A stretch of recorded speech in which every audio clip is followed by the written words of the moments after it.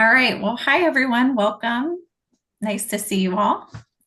Today, we're diving into the topic of resilience and the grit that we all earn by doing the hard things, not just surviving them.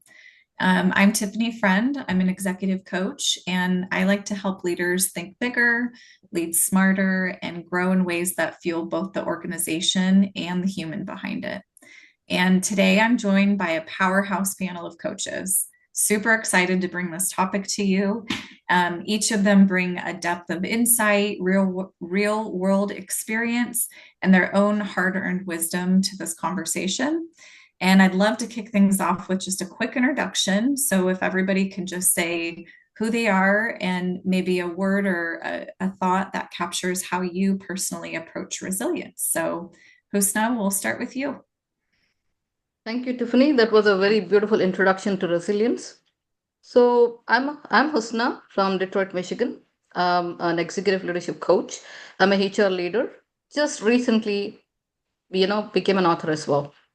So with that, resilience is very, very close to my heart. I would say resilience to me is endurance of how you cope up with your own emotions, keeping a window open to regulate, to objectify, and to make become more stronger.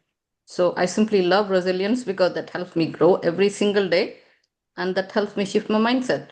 Growth is a big factor of resilience. Thank you. Yeah, great. Thanks, Husna. How about you, Debbie? Hi, yeah, I'm Debbie Schuhart. I live in New Jersey. I'm a healthcare leader and an executive coach. I think when I think about resilience, it's about keeping your eye on the ball, both from an inner personal standpoint as well as from an external standpoint. And there's motivation and Mhm. some other things that go along with it, but it is baseball season, so we'll go with keeping your eye on the ball. Love it, love it. How about you, Cindy? Hi, I'm Cindy Cohen. I'm an executive coach and thought partner to biopharma leaders and life science founders. To me, resilience, and grit shape how we face difficulty. And I approach difficulty with a growth mindset, treating challenges as opportunities to learn and grow. Nice. And last but not least, Susan. Hi, everyone. I'm Susan Manaya. I'm an executive coach based out of Southwest Florida. So for me, resilience, I think about it. I live in Southwest Florida. We were ground zero for Hurricane Ian. And then on top of that, 2 rounds of COVID. So you can imagine we know a lot about the topic of resilience down here. So I think for me, it really has to do, and my observations with others is really a lot about your own mindset, but also perspective, I think is so important for resilience, like keeping things in perspective in a way that we could compartmentalize it in a way that we can manage through that.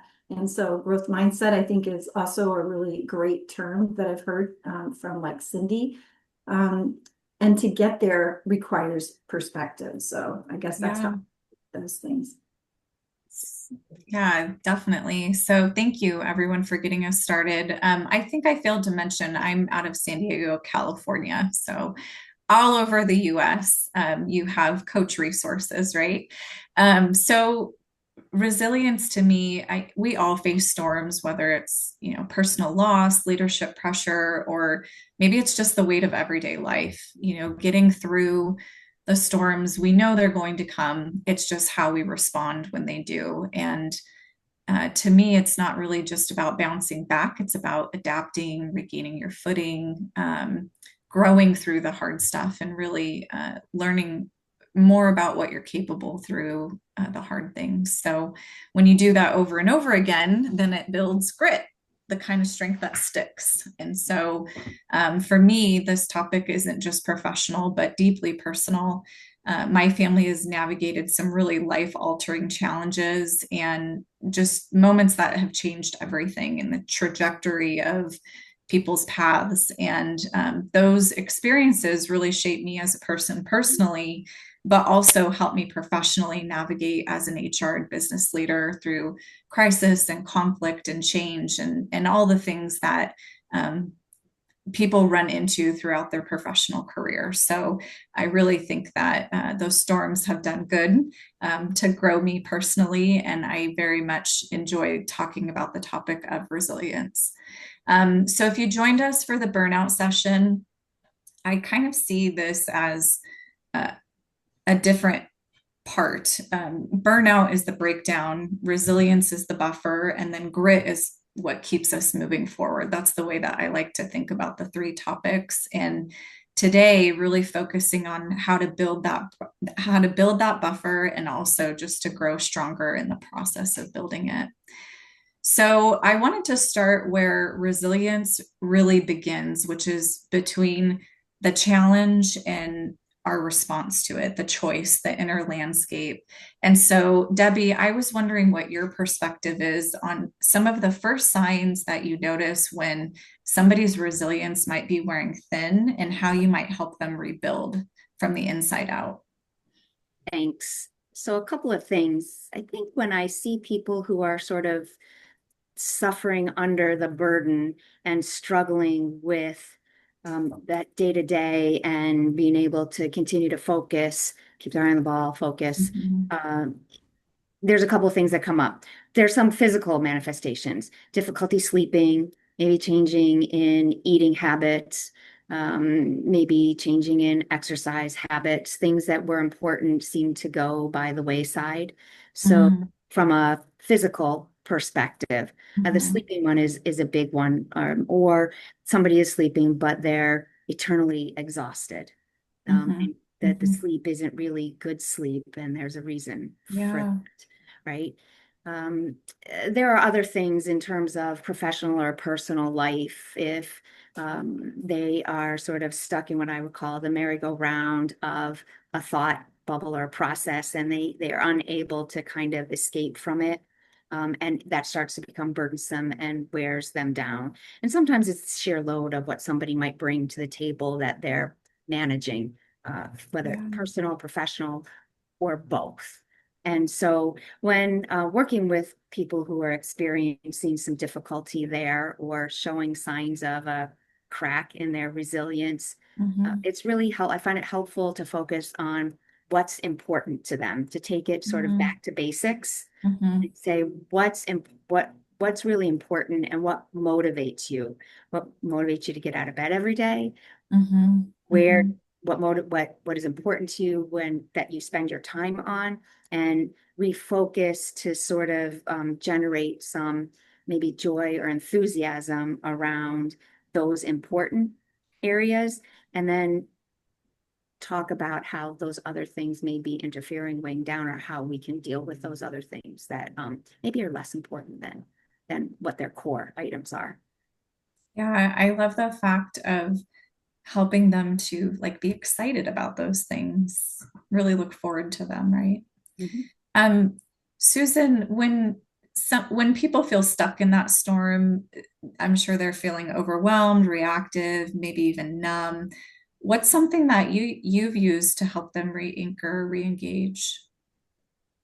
I think one of the things is really, when you think about, I think about this resilience, and I do a lot of training with, like when you think about leadership, from moving from, like, think of leading through crisis, right? Because we've had so much where I live at. So I can speak about it in the context of that specifically. How do you get leaders to be able to, be able to stand up and be resilient in times when everything's falling apart, and they're leading teams and things like that? Sometimes it's just, I agree with Debbie on that. Coming back to purpose, I think, is really important, because sometimes when you're feeling that overwhelm a little bit and you don't know where to go, and you're trying to, keep your momentum up, trying to keep the team together. No, you have to really remember, why am I here? And what is my role? And I think you have to put it in context, right? So I do believe that there is some compartmentalizing as it relates to resilience. It's really important. So what things can you control and what things can't you control, right? And so, because sometimes, when you're you feel like you have so much on you, it's really looking at what are the things that I could do that I can really impact, right? Something I can't I can't control that the hurricane's outside and everybody's cars are floating down the way, and somebody, my neighbor, just lost their entire house in the ocean, right? So Yeah. these are like catastrophic things, right? And so in the healthcare industry, that's what my clients were experiencing, right? For trying to lead their teams, they're in hospital environments, and they also have their own lives. So how do you overcome that?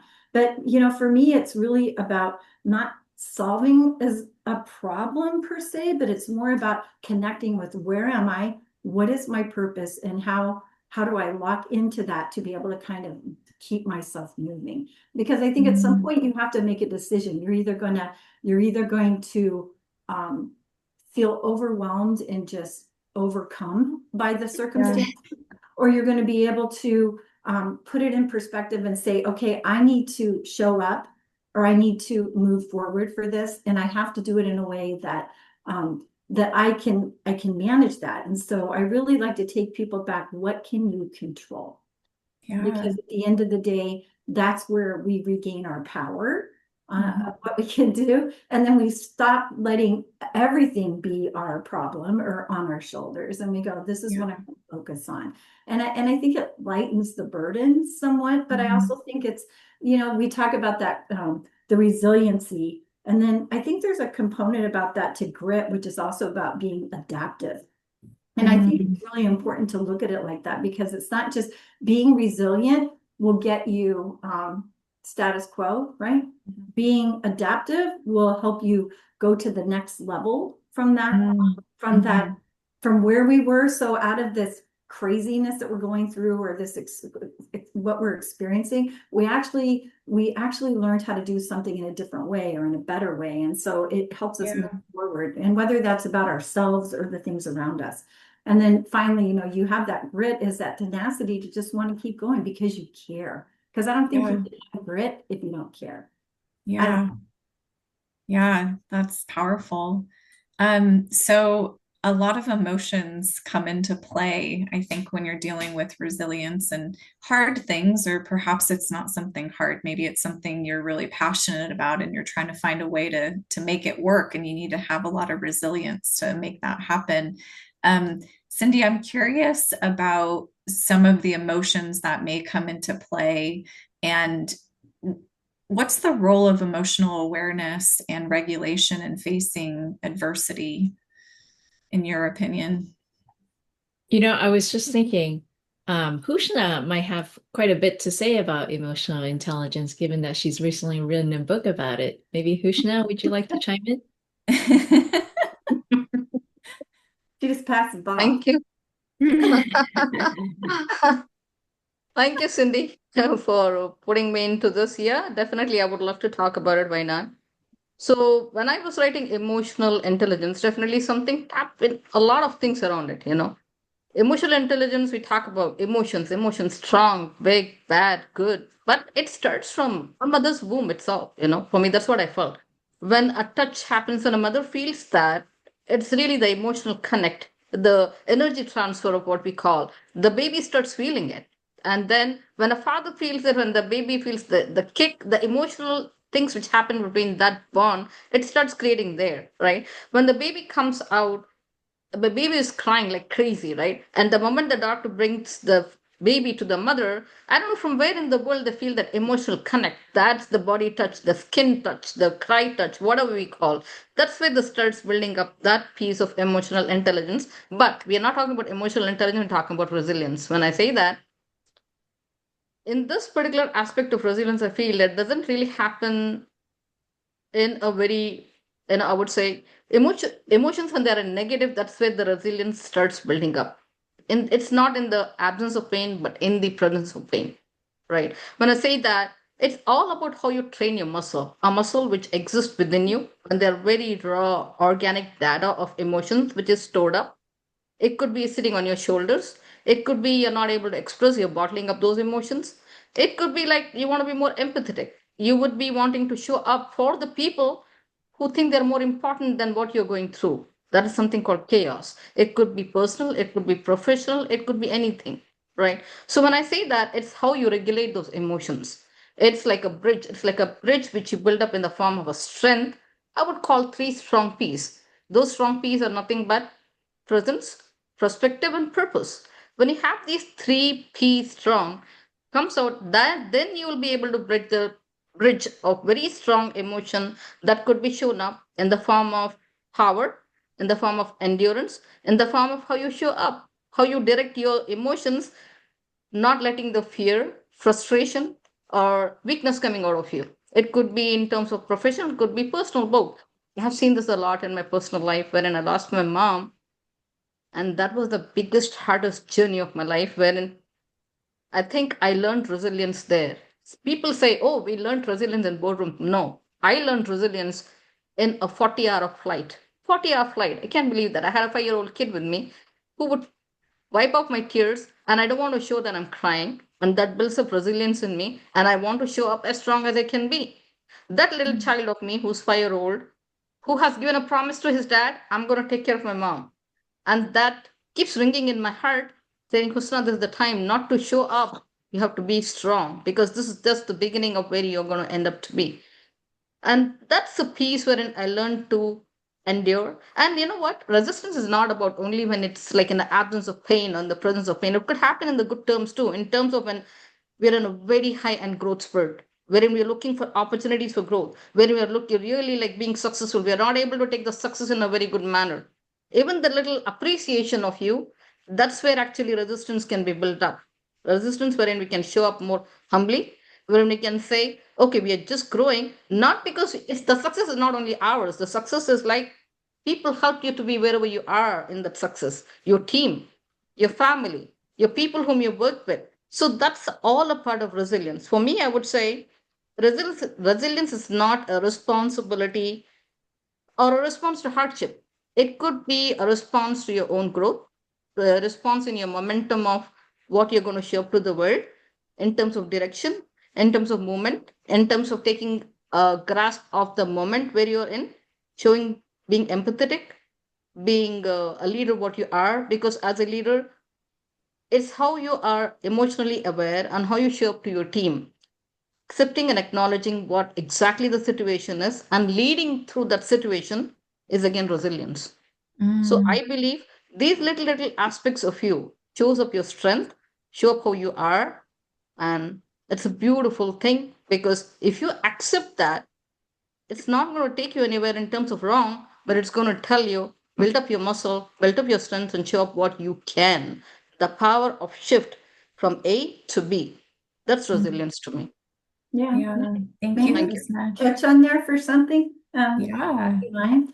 It's so interesting because you talked about that emotional component, right? And how you let that go. So I think anytime people are facing resilience, you think about it, there's a bit of a rub there, right? There's a frustration, a bit of whatever. And it's kind of, you really need to let that out. So like Tiffany, I don't know your personal circumstances, but there's, depending on how much it impacted you, the need to really cry, the need to scream while you're driving down the road in your car, just to let out that emotion Yeah. that is bottled up inside of you, where you're so it's holding you back, right? So it's what's keeping you from being resilient. But if you kind of let that beast out in whatever form or fashion it is, and just allow yourself to release that emotion, it can have a really therapeutic effect, I think, in allowing you to, okay, take a deep breath. Now I feel strong, right? Because I don't have this anchor weighing me down. I got that out. I'm like, now I'm mad, or now I'm like, I'm ready to face whatever's coming forward with me. I don't know. That just resonated for me with your.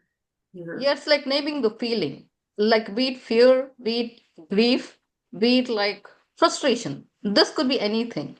By telling yourself that I'm on for it, I'm ready for it, I have the power of enduring it. Like a child screaming in front of you, like you go to the mall and the child is crying profusely without any fault, and you're getting embarrassed because he or she is not coming in a control.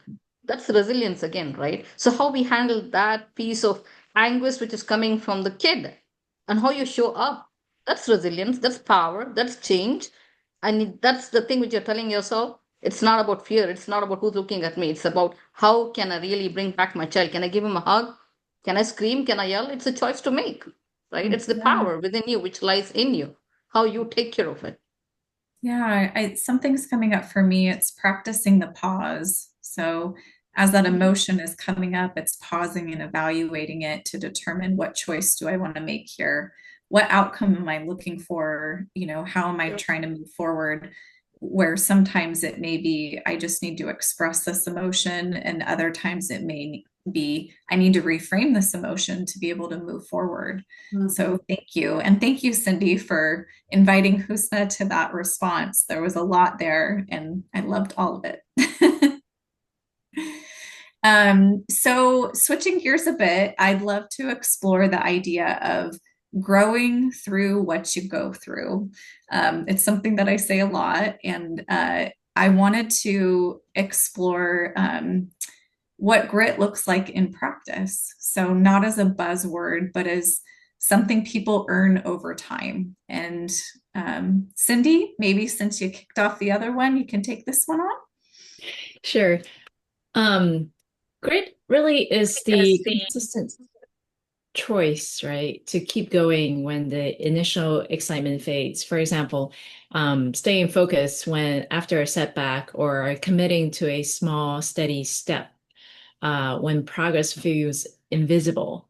Like you said, Tiffany, grit is built over time and is through challenges, learning from them and choosing to keep going and keep moving forward despite the uncertainty or discomfort.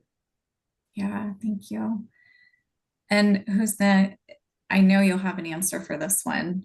Have you ever seen somebody turn a painful experience into long-term purpose or perseverance? And what do you think shifted for them? Well, I can bring back my own example in this piece because I would say this resilience is a very beautiful word God has put us through a challenge because it's Him who shows it to the universe. I've sent you to this world. It's because I want to challenge you to see where you can and what you can bring out to the world in terms of you yourself as strength and also what you can ordain to the others, right? So when I talk about it, it was my own personal experience wherein there was a time wherein I was divided totally into professional and personal. I had just started my entrepreneurship in HR. My team really needed me. And I had just started my business, just got the biggest project, my dream project on hand. I yet remember the day, it was the day of Eid. It was the day my older one had just entered high school. He had AP classes. He was so happy, excited that he got picked up for his football team. And we had a parent meeting that evening. And that afternoon, I received a call from the doctor's office that my husband was diagnosed with non-Hodgkin's lymphoma. Mm. And I was torn apart in these three. I wouldn't say, I don't know, a pool of pond, a bloodshed. I would say it was like a war. A lot of soldiers in a whole pool of blood. It was so much to take because I had just recently lost my mom. And I was not able to overcome that pain, what I was going through. And then this thing happened, and it was really hard for me to make up to that. And then immediate chemotherapy of my husband, and then not talking about this in front of my children, not involving our family members about it, not talking about to my friends. It's only me and my husband who are fighting this battle, a lot of it. So when I Mm. see that at the back end, I really forgot that I have a team who's really handling this project, and they were in a big chaos. We had already had I had That's when I learned about shared leadership. That's where I learned about the fact, just let it loose. Leadership doesn't mean you have to have a control over it. Leadership Mm. means you got to share it. You got to let it be. If you say that women empowerment is a piece of me, women empowerment is just not about, it's not about feminism. It's about how you show up to your team, how you let them decide what they can, trusting their instincts and trusting your leadership, because as a leader, you need to show up as an example, show that strength of you. When I say that, that project was in a big chaos. So that time I said, okay, I need to, instead of taking it as a failure, I took it as a challenge. So Mm. we did go through a piece of training in those 3 days, and we showed to the team and the client we are capable, we can resiliate, we can develop that grit, that strength can show up, the growth can show up. It was a shift in the mindset, right? Yeah. That instead of living in the fear, oh, what's going to happen? I'm losing so much of money. Oh, how can I take care of my husband? You know what I learned in that process? It's not about me alone. He himself was going through a process, chemotherapy. 3 days in, he was traveling to Mexico. Mm. Just the fourth day, he traveled to Mexico because he felt that was his responsibility was to handle that project. That gives me strength. That gives me a peace wherein as much as we are worried in the situation, it's possible. What is that it's showing up is what you are, what you can do, and who you trust in that situation. Your own self, your own awareness, your own direction, which you're giving it to yourself. Instead of living, I could have sat down and cried. I could have called up my friends and cried about the situation. I could have called up my dad. I could have called up my brother, my sister. But no, we said, no, this is our situation. It's like transfer of negative energy to a body. Because what happens when you transfer that negative energy or the negative emotion, though it passes on, but that you're passing on to the opposite person, you're not able to deal with it. Then what is Mm, happening? You might live in peace, but what happens to the other person who has to go through more than what you're going through? So what we did was we kept that peace to ourselves, and that was growth to us. We really learned to be what we are and what we can do together. So mm, I would say it was a beautiful moment of my own growth, own purpose, own adding more perspectives to life. How it's today, when I see that I'm such a strong woman, is because of those little pieces of my life. Wherein I show up as a coach is because of that endurance, because of the resilience, and the growth in the form of grit. mm. Thank you. What a, what a challenging but beautiful journey. It is definite. Today, it shows up to the fact anytime I'm more hurdled up with, I go back into the challenge and see when I could handle that, this is nothing in front of me. And who can I actually, you know what? It's beholding the energy when you trust your God, trust the spirituality of you. Trust the Mm, fact that so what? Nobody, you don't need anyone. He's there to behold you. He's there to embrace you.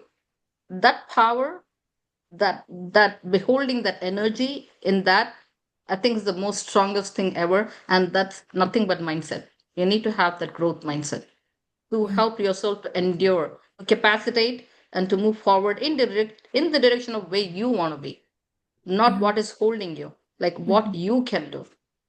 Yeah. So looking at that, the strength that you cultivate out of those situations, um, making the right decisions on where to focus your mindset and your energy seems like values might come into play there. And I'm wondering if there's more to the conversation around values and personal meaning in shifting your mindset. Cindy, do you want to comment on that one?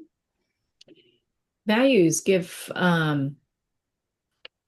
grit its backbone, if you will. When the journey gets hard, personal meaning, right, which is anchored in our values, reminds us why we started and what's worth enduring. It turns, I would say, it turns grit from stubbornness into meaningful perseverance. Mm, And it guides us forward with intention. yeah. I love that. Stubborn to perseverance. I think I needed to hear that today, too, by the way.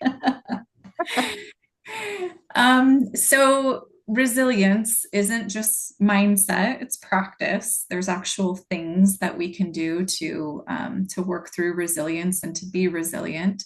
And what that looks like in day to day may be different for everybody. We've heard a lot of different perspectives and experience here. And for those listening who want to strengthen their resilience and build grit, not in theory, but in real life, I'm wondering, Susan, if you could share a powerful leadership habit that you've seen to help people stay grounded even during uncertainty or hard times, or perhaps chasing after a passion, wherever they're having to employ resilience. When you think about resilience, it's kind of like think of like an athlete in essence, for resilience, or even with grit. If you look at what athletes do, they have a daily practice, just a way, something that's anchored, that's important to them, that they're able to continue to circle back and remind themselves what is important to them and why I care, right? So it goes back to the values that Cindy had talked about. Just some people journal, some people just pray, like Husna's talking about, Mhm.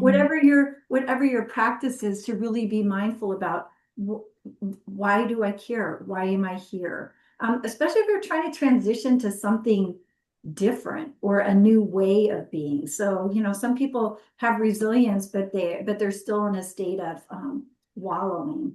Does that make sense? Like, I may be kind of like stuck in a way that I can't move forward. So in a way, it holds you back. So it's like, how do you build your mindset? And we've heard growth, we've heard mindset. For me, it's like a practice of an athlete. Like, what works for you and resonates with you that reminds you that you care, that reminds you that you want to be here? Is it gratitude practice that you do in the morning about where I'm at, that I'm able to share the gifts I have with the people I interact with every day, that I'm here to like help enlighten people, or whatever your purpose is, remind yourself of that. And then challenge yourself. Is that still my purpose? Because maybe it's not. Sometimes it means just because we have resilience doesn't mean we have to stay the course, right? We can pick a different direction and have a choice. And I think sometimes people think about resilience, it's like, oh, I just have to stay here. I just got to trudge on. And it's like, no, that's not the case. You just have to be, honest enough with yourself and brave enough with yourself to look and say, is this still where I want to be? Because I don't know. I found, like even after Hurricane Ian, it's amazing to me, but all those healthcare workers, they're all still there. Right? There's a lot of reasons they could have said, you know what, I'm done, or going through COVID, I am not doing this anymore. This is crazy. Everything in my personal life gets jeopardized because I'm a bedside nurse or whatever. But if you think about it, what made them make that choice to come back? And when I observed them talking on LinkedIn or other things, their passion for their practice is what strikes me. They care about their purpose and their why for showing up every day. So that's where I try to focus with people, because it's like, if you don't care, then why bother? Yeah. So the leadership habit was really staying attached to the why, and knowing that you're making a conscious choice to stay in whatever situation or space or resilient mode if something hard were to come up. I'm accepting that challenge. Yeah. Can I step in here for a second? I think the athlete analogy is really apt here. If you think about, I'll go back to baseball. This is a sport where if you fail 70% of the time, you're still a star, right? If you have an average of 300, you're a star. You're probably an all-star. You may even win a batting title if you're above 300. That means you failed 70% of the time. Right. Sometimes there may be some days or some weeks or months where you failed 80% of the time, and somewhere you failed less, and it all averages out. But that's hard. You're in a business where you fail a lot. So when you hear baseball players in particular talk about it, they will say, I trust the process. You're in a slump. What's going on? Yeah. Going through my process. I know it will work, and I trust the process. And you hear them say that, and it's almost like a mantra for some of them. I have a process and I trust the process. And whatever's in that process is what brings them to the park every day. And it then helps them get out of that slump or whatever it is. But I do think that there's something to that. I trust the process. So from a leadership perspective, that could be how you delegate, how you empower, how you motivate, how you bring people along with you. There's a whole bunch of things and that kind of go along with that. It depends on sort of what process means to you. But as you were talking, Susan, it kind of resonated that you could hear the basic like, I have a process. I trust the process. And be fine. Yeah, what an important message for entrepreneurs, right? Because you're going to fail and you're going to learn from those failures, and you're going to keep growing stronger and stronger through those events. And eventually, you'll be that high batter, but in the beginning, probably going to hurt a bit. So, yeah, thanks for adding that in. So, Husna, I'm curious. This topic I know really resonates with you, and I'm wondering, how would you help somebody build a resilient strategy? What do you think belongs in it? That's a very, very, very great and resonatable question, as you said, Tiffany. So I believe that resilience is not about bouncing back, right? It's about rising above to whatever you were and what you can be. So when I help people in the strategy of how to build resilience, I would I initially start with asking them to embrace where they are, the situation where they are, and what they can do to help themselves to come out to what, instead of resisting it, how to resiliate it. Because I simply love the fact people resist, because I love to help them resiliate and develop that grit as a coach, as a Mhm. leader, you know. So when I say that, I really first start telling them to let the fear go of them, embrace to what God has given, and take the people to the spiritual journey of whatever comfortable they are with the journey. Right? I start with asking to embrace it, behold the moment, and start to consider that as a challenge, not to resist, but to resiliate. Because when you resist, your strong willpower will not going to come out, and it's not going to help you grow. It's going to help you just keep yourself into that succumb feeling of I can do it, or nothing's going to change. As I said, the entrepreneurship is the one of the great example for this piece, right? And the more you think, I have this, how can I? But if you say, I have this, can I create space for that? Because it's my passion, it's my drive. Can I make it work? It's up to that mind, that shift, holding that space for yourself and telling, yes, I can. There is a possibility. What I can do is just, can I take 10 minutes out? That 10 minutes is mine. Can I develop the passion in that 10 minutes? There's a possibility, at least I'm developing an idea to turn that simple possibility to opportunity, right? So, and Mhm. then when I say these little steps, like second, I cultivate them, the grit with the purpose, right? It should be very intentional. Unless there's intention to make a shift, to change the perspective, or to add another layer of growth, you'll keep living the same piece. Like there's a no when there's a wave, when you stand by the ocean, the wave should really move. There could be a blend of colors. It could be dark blue, it could be like green, but when there's a blend of the flow, when there's a strong wave coming in, it really puts people on saying that, oh, there's a high wind, there's a warning, we need to really take a pause, maybe get back, don't get into the water. So what happens is, when there is a natural process for every wave, can you really bring a shift in your own thinking approach and how you handle the situation? Is something what I help them develop. It's something similar to coaching, right? Yeah. Coaching is like reflecting back, mirroring, right? And creating a space of their own insight is what I do as a leader, as a person. Because unless you have the change, unless you want to move, unless you really think there's a prosperity of your own growth, you keep resisting that. That energy of it will keep on holding on to you, right? You have to Mhm. let that go. You have to let that go and feel that, create that alignment of space with your inner core to the exterior. How you show up in yourself, unless you build that resistance, I mean, the resilience within you, you cannot show up to the world. And unless you show to the world is going to keep on judging you, keep on posing that whatever you want to, right? You want to take the judgment, you sit and cry about it, cry about it. They don't care.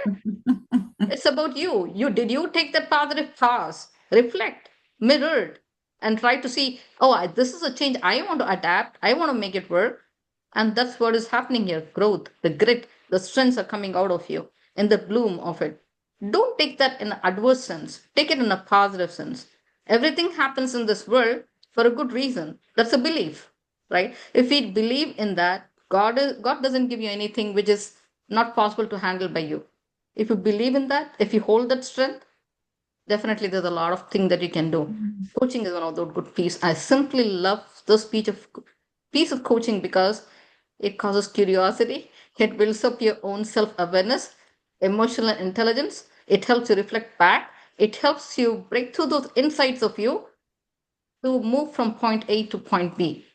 Yeah. Right? When you do this, that's grit, that's power. And that's what I help, not only in coaching, but also in terms of leadership, in terms of being a wife whom I nag my husband in these aspects of my life, and tell my children all the time, boys, we can do it. This is possible. And there's nothing that you cannot do it unless man propose, God dispose. Until then, everything is possible. Everything is a journey. Everything. It's all about developing your resilience to making that grit strong, Yeah. possible, making it worthy. Yeah. Thank you. It sounds like having a strong internal framework and process to handle the emotions and the situations that come up and really giving them that internal, those internal filters to make conscious choices, This self-awareness. emotion, basically people could take that emotion as a kind of a layer, right? A layer like a blanket. When we're feeling chill, we put on a blanket because we feel it's an emotional mindset, right? We have like a little chill. Oh, put on can that really be said?